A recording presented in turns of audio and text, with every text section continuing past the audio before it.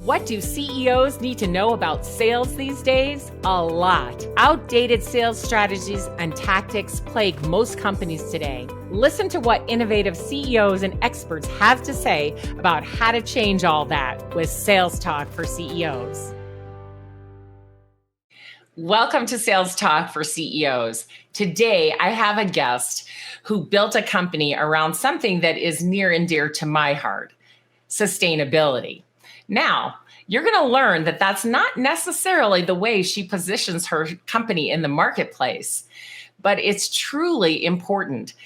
And it's been important to her for a very long time. In fact, she told me before we started recording that she had a consultancy on sustainability about 15 years too early. The marketplace just wasn't ready yet, but it is now. And so my guest, Malin Schmidt, started a company called Kodiak Hub to help buyers buy globally in a more sustainable and practical way. So welcome to the show, Malin. Thank you, Alice. Thanks for having me. All the way from Sweden? All the way from Sweden. It's snowy outside. Very good. Yeah, getting dark. Getting dark. Yep. So glad to have you here. And I understand you were in San Francisco just last week and I didn't get to see you. I felt bad about that. Next time. Well, very good. So let's start with you just talking a little bit about what Kodiak Hub does. And then we're going to take you back in time to when you started the company. Yeah. Thank you, Alice, for having me. And yes, Kodiak Hub is an SRM platform, so supplier relationship management. So salespeople have come well equipped to the trading table with the CRM solution, right? Whereas we focus on the buyer, the strategic buyer. And traditionally, the strategic buyer has been focusing and measured on the lowest price, okay? Yeah. Find the cheapest goods. What we want to do is to put the right data and insights in front of the most powerful person in a global supply chain, the strategic buyer, so that he or she can take much smarter buying decisions based on a much wider set of buying criteria, including the quality of what you buy, because there's no such worse things than poor quality for sustainability, right? Also, how this thing that you buy, how has it been produced? Has it been produced on the expense of people and the planet? Or has it been produced by a responsible and sustainable supplier? And last but not least, of course, to the right price. But there are three dimensions: quality, sustainability, and price, in that order.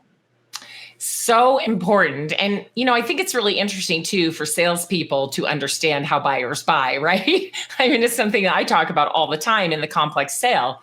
If you don't understand what buyers are looking for, if you don't understand how they buy, why they buy, what motivates them, you're going to have a hard time closing a deal. And in this case, you understand exactly what these buyers need. And these three components that you mentioned are so important, especially in the United States. And I think it's global, the ESG rules, correct? That's very much global. And I would see that maybe Europe was a bit ahead of the US. As you know, I'm quite critical towards the ESG setup in terms of that it doesn't really bring any change. Reporting is very valuable for transparency. And you know what? Let's pause for a minute. Let's tell everybody what ESG is in case they don't know. Good point. It's environment, social, and governance. So really what you want to understand is whether a company are running their business, not jeopardizing the environment, making sure you have executing on corporate social responsibility, but also that you have governance in place to counteract any adverse business practices. Yeah. Yes, absolutely. So this applies to large companies with global supply chains, as well as smaller companies. But we know that the large companies with shareholders actually have to report on it. And I know that your product, amongst many of the other wonderful things it does, it also makes it easier for them to do this reporting, but not just easier, to actually make a change. So one thing is to report and to measure, okay? But if those data points are not used to drive and identify, opportunities for change, lowering the climate footprint, lowering the water use, hiring the energy efficiency, then what use is it to just report? So what we do is we automate all that boring stuff, the reporting, the risk management, so that our users can focus on value-adding activities. And what do I mean by that? It's really to bring better products and services to an end customer based on who you choose to work with in your supply chain, but also how you choose to work with them. Yeah. Okay. Wow. So the best suppliers, the most innovative suppliers, those are the ones you want to keep and call your strategic suppliers. And we help the buyers to understand who they are. Huh? So you're making that transparent for the buyers, so it's easier. They don't have Yes. to do as much research. Yeah. But also that we enable, through process automation, using Gen AI to really drive, innovation and collaboration is very expensive, right? And if you need to process all that data with a human eye, that's going to make it even more expensive. So we're looking for opportunities to drive change in, it sounds a bit crass, but automated way. But, there are certain aspects that you can just, through experience, what kind of actions you need to take. And we want to automate those insights so that you can focus again on the more value-adding activities. Huh?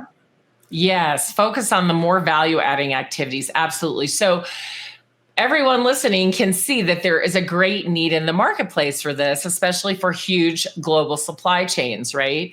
So take us back to where you were before you started the company. And, I know you've cared about sustainability for such a long time, but what was that pivot point where you said, okay, I'm going to start this company and build this software? So I'm an engineer by training, and I have spent most of my years in heavy industry and oil and gas, not very sustainable, oil and gas, shipping. So I'm really into operations management, and I saw very early on how much havoc a broken supply chain can do to production, simply. Mm-hmm. And then I also saw a lot of adverse business practices in supply chains. So I was thinking, if we can merge those two insights in, okay, how much business havoc is caused by faulty business operations, but also if you can enable a sustainable mode of operating to be part of those business practices. I wasn't interested in starting a sustainability platform. I have been in line management myself. I know that's where the power lies. So, in our case, it's the procurement that sits on the big money. And that's also where we want to be, because those are the type of decisions we want to influence. It's almost like a Trojan horse. We want to enable better procurement, but we also bring a lot of sustainability secretly into their mindset. So that's how I operate. But going back, I worked in a global context many years as a line manager, country manager, VP, all of that. And then I felt I really wanted to get deeper into tech. So this is my second SaaS company. And in between, I had the sustainability consultancy company. I also tried to finish a PhD. So I did lots of things there for a while. Not ambitious at all. Not ambitious at all. Then I finally realized, okay, I worked a bit with investments, but I really wanted to get into running my own show again. So then I founded together with 3 others, Kodiak Hub in 2016. And in 2017, I bought out the other founders. And we all headed off in various directions. We still work together, so no harm done. And we started to build a company together with large corporations. So I would say we reached product market fit in 2020, 2019, around there. But then the COVID hit, of course. And do you know what happened then? All the supply chains were messed up. So our target group did not really have time to look at any type of tools or, do investing in any tool. They all scrambled to find the supplies, which meant that really it's only since the last 2 or 3 years where the business has really taken off. Last year we grew 100%. This year we're going to grow 100%. So we really have a good momentum, and we found that, recipe for repeatable, scalable sales. I mean, sales is the topic of today. And that revenue motion, when you find that, what a rewarding feeling that is. If you put $1 over here and then you get 100 or 10 over here, that's fantastic. And that's where we are today.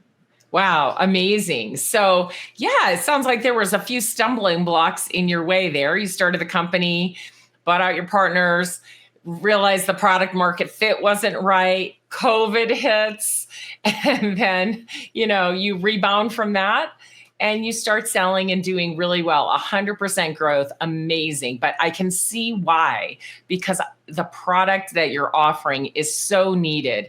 And I know for myself as a consumer, I do want to try to buy from companies that are more responsible and, in terms of treating the planet well, treating the humans on the planet well.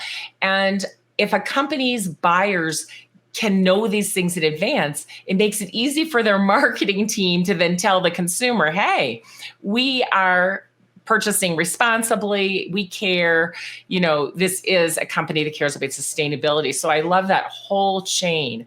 All right, so when you first started, you built the software that probably took a bit of time. How did you start selling it all before the pandemic? Tell us a little bit about how the sales started out. I mean, I brought some customers with me from another business in terms of, because until then we had delivered some consultancy services in this, screening supply chains manually. And I thought, this is not scalable. We need some tech. So I actually had customers with me when we started to build the product.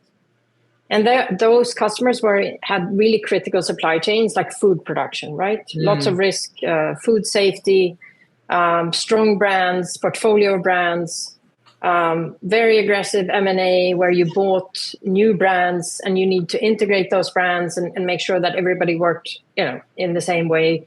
So I think I had really good use cases early on. And I think that's one of the secrets to why we now grow so much, that we took that time to work closely with those customers. Yeah. So and I'm very grateful for those. Yeah, sorry. Oh, yeah, no, I mean, you brought them with you. What's better than that, right? And yes, absolutely grateful for them because you could shape the product with them, correct? I mean, you started to have them use the product, but then they gave you feedback. So, yeah, and I think we still operate that way. We don't build unique things for one customer because then we end up with a patchwork in terms of the platform architecture. But we have big ears and fast feet. So we can turn around ideas, and we have a business model which is built only on license fees. So we're not going to send a hefty professional service consultancy invoice. And that creates a lot of engagement with the customers. They don't feel like they have to hold back and this is going to be very expensive, because it's all included in a very transparent pricing model where we want to deliver great user-friendly tech. And, if I had the ambition to build a big professional service arm, then that would be counteractive. So you would actually have two business models within the same framework. And I don't like that mode of operating. So I want to drive everything towards great tech. And you talk about plug and play solutions, but people are no longer interested in the plug. They just want to go straight to play when it comes to implementing software. So we focus a lot on quick time to value, user friendliness, not having to sit through long, tedious trainings, and not needing lots of consultancy. Well, you're looking at building successful customers. So you're saying our job is to make you, customer, successful using what we built, right? That's the whole point. And I love your saying, you said big ears and fast feet. Is that how you said it? Yeah. I love that, because that means you're always listening to your customers and you're agile and making the changes that they need and then bringing that back to the marketplace for everyone. So, like you said, instead of building a big consultancy where everything needs to be customized and they have to depend on you every time they need something, right? You're building a product they can use easily, and it helps them do the job they're trying to do so that they're successful. And the topic for today is sales, but a big part of our sales strategy is that we built the product for upsales. So land and expand, right? So you can buy modules, you can buy user schemes, for instance. And I like to, people they don't like being sold to, but they like to go shopping, right? Yeah. So you have to make it easy for them to buy and have a very clear value proposition around add-ons. So it's not just a list of features that you come, after half a year, you can say you can add this feature. No, what is the value we can add on here? So we have really nice, what is called net retention revenue of 120%, which is that's a high figure. And that means that's the ultimate proof that our customers, like what they see, use it every day. And that's also what I feel will create this impact and change in the global supply chains. Yeah. Right. Well, you have that high user adoption because it's easy for them to be successful using what you sold them. And I love that land and expand model. It's really important. I think too many times early stage companies rely on new logos. And that's a very difficult model when you're constantly having to go out cold and land new customers. Where you have a model that you can land and expand, I think you can grow so much more quickly. So let's talk about who was doing the selling and how you built your sales organization. In the beginning, it sounds, well, you brought the relationships, so you did that selling. You brought them with you, and then you continued those relationships. But then, after the pandemic, when you're like, okay, we got to sell more, right? We can't just rely on the customers we have, which is great because we're expanding them, but we do need some new customers also. Who did the selling then, and how did you grow the sales organization to get that 100% growth? I was very lucky that one of my earliest employees, Sam Jenks, who is now our CRO, he was actually hired as a communicator to build content, which I think is part of our success, that we started building brand and content and got a lot of recognition and accolades in the last, so that sort of boosted our presence in the market. We looked much bigger than we were. And then Sam and also you even won an award for top 100 women in supply chain, which probably helped as well. Congratulations. And we are also listed on lists like Procurement 100, where they screen 4,000 solutions and where we end up. And we were very early in, being in those spaces. And Sam and I were the first, we sold. He came on and built a lot of the content, but he also proved to be a fantastic salesperson. So he's now our CRO and are building our team in a very, in a great manner. So first it was me.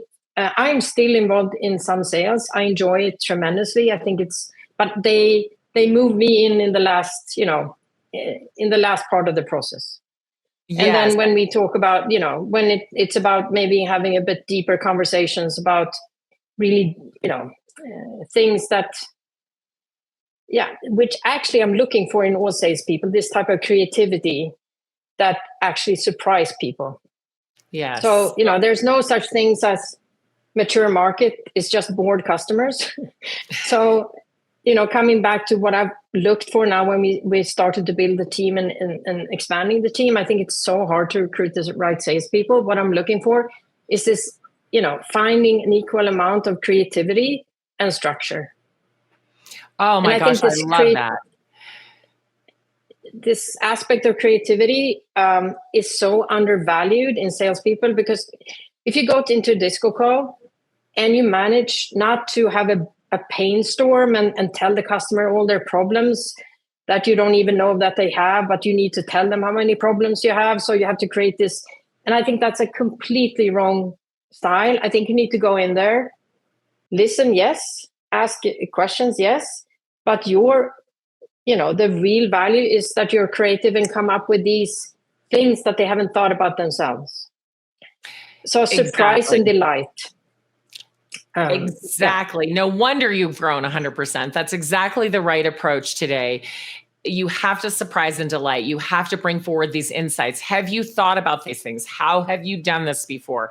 How can we help you solve, right? And I always say selling is solving, right? When we're solving, we're helping people and they're going to buy from us because the others are just selling them something. They're selling them a product. We're selling a solution that they can see and understand how they're going to become successful when they use that solution. And I think it's just such a different way. And you're right. The creativity is really undervalued. I want to hear from salespeople how they have been creative in helping their customers solve problems. That's truly where we want to be today. So I love that. So right now, your role has changed, right? And that's something people hear me say all the time. The CEO will always have a role in sales, but that role changes as the company matures. And so in the beginning, you were doing all the selling, then you and your CRO, who back then was not in a sales position, but turned out to be great at sales, right? You two were doing this together. Yeah, just luck, pure luck, right? But I think it's because probably he was understanding that selling is solving, and he wasn't trying to sell. He was just trying to help, and he's very good at it. So I think, that's, again, lucky, amazing that happened. So the two of you were doing all the selling together. Now he said to you, we're going to put you over here. You're going to still help us sell, but we're going to position you properly later in the sales process. So tell us about how your sales team uses you in the sales process today. I think first, which is, coming back to Dunford's book of positioning, I think that's one aspect where I contribute. Are we playing tennis or hockey? So this positioning and defining it together with the sales team and the marketing team, I think that's an undervalued aspect of where the CEO fits into the sales. Yeah, and pause there for a second. So I'm going to mention the book. So how Malin and I actually met is on LinkedIn, because I have been following April Dunford. I just adore her. She is got an amazing sales brain, but she's a marketer. And I love a marketer with a great sales brain. And she wrote a book called Obviously Awesome. And then she wrote another book called Sales Pitch. And I've written about that in my newsletters and interviewed April. Well, I was commenting on a post that April had written, and so was Malin. And I saw her and I was like, oh my gosh, I've got to know this woman. She is a CEO who understands sales. And that's actually how we met. So the book on positioning she's referring to is called Obviously Awesome. So if you haven't read it, if you're a CEO or someone who supports a CEO, get that book and have your senior team read it. So I agree with you, Malin, that the CEO has a role in positioning. So tell us more about that. I think that this asset of a CEO, of being more visionary and actually more insightful about the future. Yes. And being able to structure the reality and communicate and make some order for people. I think that's such an important part of being a CEO, and also vis-a-vis the sales team. Because if you understand your why and your position, then you will have much easier time to be creative in those meetings. And that also goes down to nailing down the right ICP, right? So all these prerequisites for success that has to do with clarity, direction, targets, I think I have a very critical role in those parts of building a good sales organization. It's also about assigning the right resources, understanding, should we hire 2 more AEs, or should we hire 1 AE and then invest in performance marketing? For instance, 70% of all our sales comes from inbound. So, really understanding that mix of resources and competence that's necessary. Understanding how marketing can really feed and generate, enough lead gen. So that type of understanding, how do we build capacity and capability, both that is lasting as long term, but also brings value short term. So your role is really in the strategy of what's happening, right? The strategy of the positioning, the strategy of what the customer's thinking, the strategy of how to build the sales organization out to fit what you're trying to do. And, most companies would love to have more inbound, right? That's something everyone strives for, but very few companies achieve. So focusing on getting that inbound machine going and keeping it going is really important as well. I agree. And it's been game changing for us where we sort of cracked that code.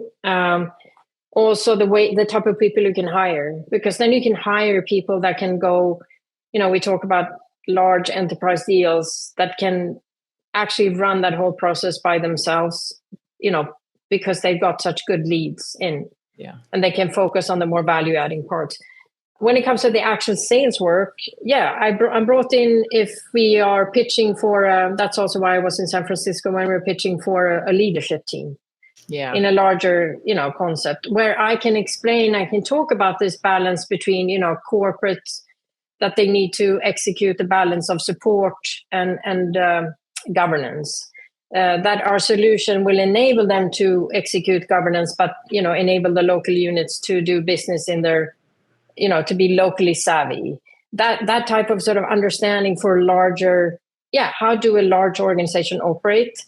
The politics of it all, that it's quite a few aspects of that I can sort of discuss with a leadership team, maybe in a different manner than our AEs. So also, how do you operate where we have to serve 20 different units around the world? How would that look like? And create that trust that I've done it myself in a different context. So I know the lingo, I know the challenges, I know how to solve them. So that's when I'm brought in. You bring in that CEO confidence that's needed, especially when you're selling to very large global organizations, right? And I feel that, sales teams need to really understand how to position their CEO properly. Sounds like your sales team does, because as you mentioned, they bring you in for thought leadership, to understand the bigger picture, not to close the deal for them, right? But the fact that you are in there talking at this higher level about strategy with these companies makes it easier for the salespeople to close the deals, because their senior leaders of the buying team have confidence in the company and confidence in you as the CEO, because there's a lot of risk when a really large company buys from a small company. There's a lot of risk that has to be mitigated, and having the CEO come in and provide that CEO confidence mitigates a lot of that risk. Your experience is phenomenal, and I'm sure it's very impressive when your team brings you in to talk to the senior people on the buying team. I also think that I can contribute in terms of actually showing up in concrete sales meetings and show the way once in a while. For instance, I think it's super important that we're trusted advisors, which means that we can, lay out already in the first meeting. We say, we know that the sales cycle will be this long. We know that we need to sit down with IT, with this stakeholder. Let us make a plan. Yes. Also, this is what we don't do, and this is what we do. And that type of transparency builds trust. And of course, it builds more trust if it comes from the CEO.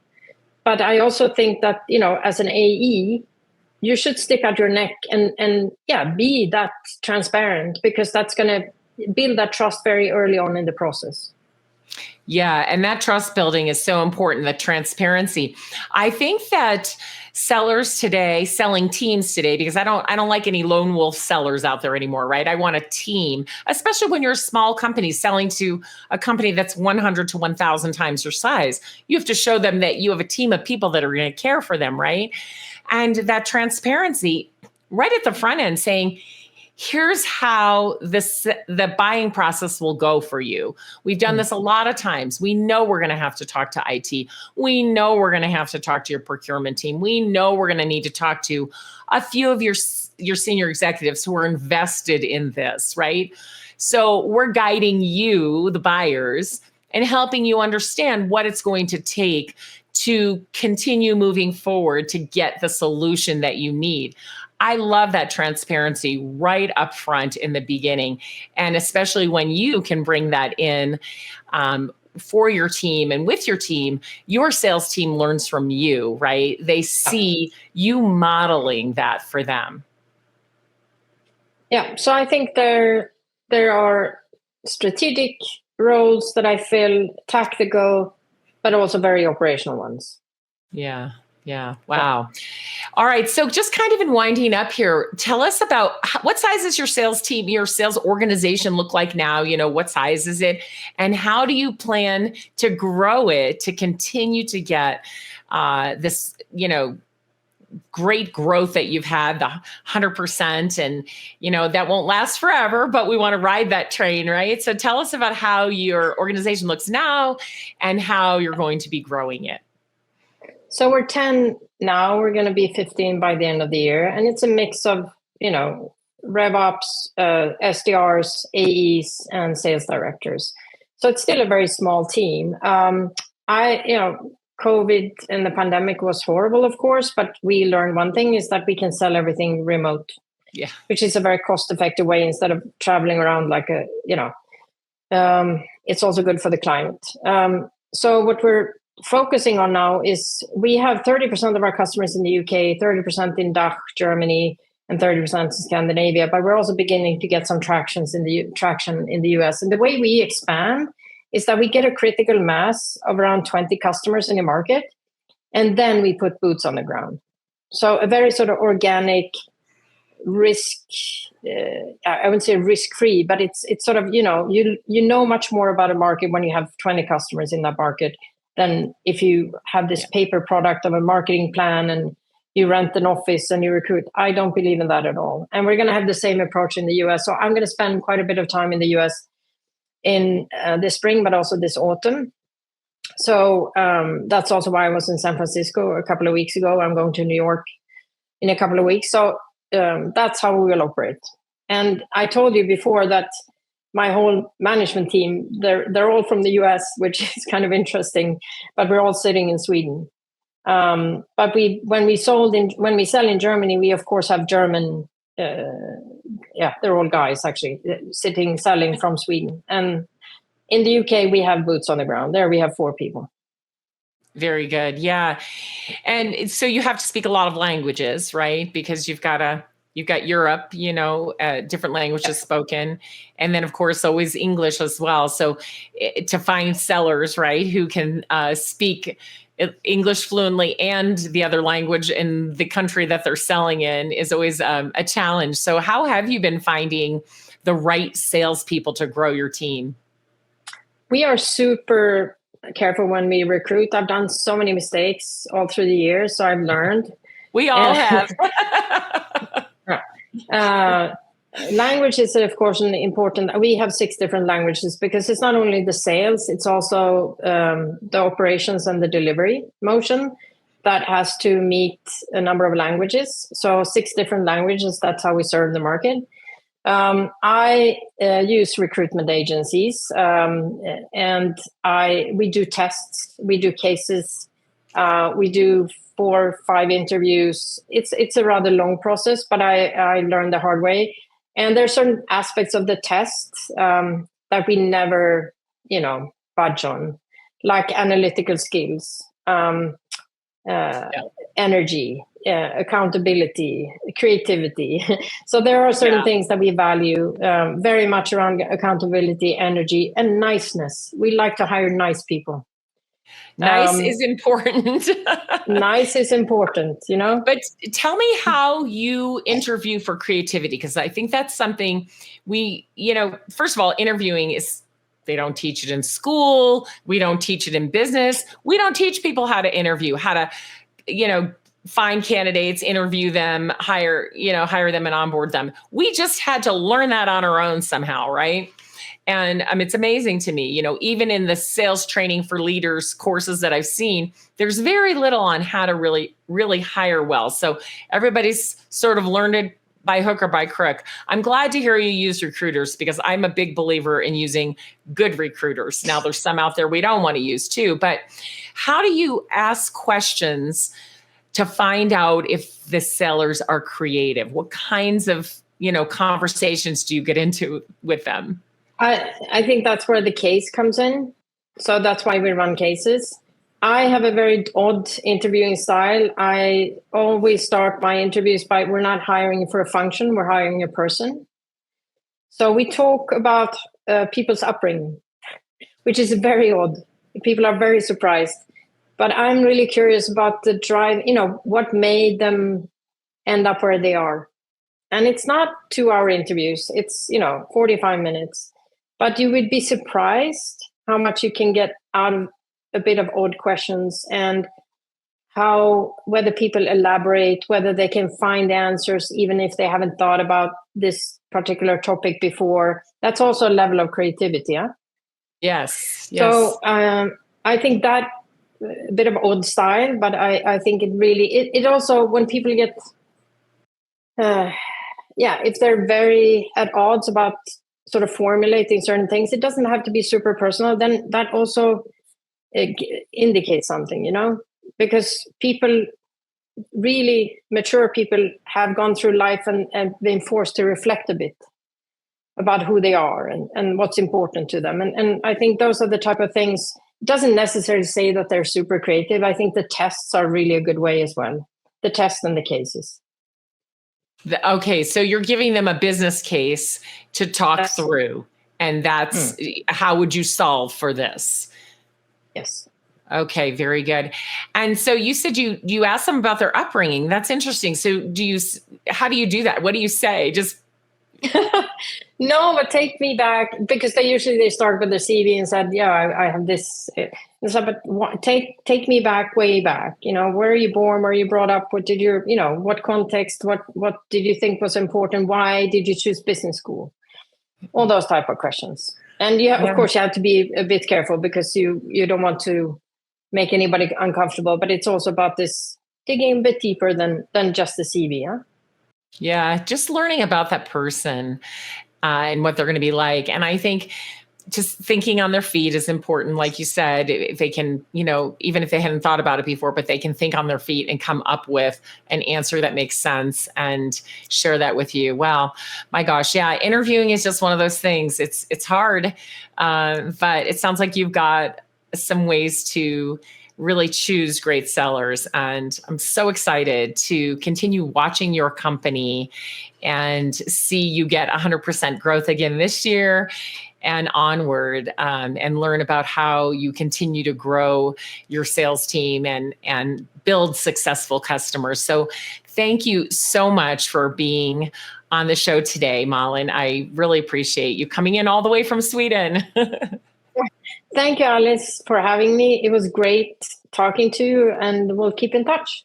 Yeah. And would you just tell people how they can find you and your company? Do you want them to connect on LinkedIn or find your website if they're interested to learn more? Yeah, KodiakHub.com for first glance. And then, of course, follow us on LinkedIn. We have webinars, very well, 100 plus people. Sign up on our mailing list and our blogs, newsletters, lots of interesting content around sustainability, global supply chains, but also more generic topics. Wonderful. And if you do connect with Malin on LinkedIn, remember to tell her that you heard her here on Sales Talk for CEOs. So she has some context to why you're actually asking her to connect. And you will get a gold star. And you will get a gold star. Refer to Alice. That's right. Oh, thank you again. I really, really appreciate you being on the show today. Thank you, Alice.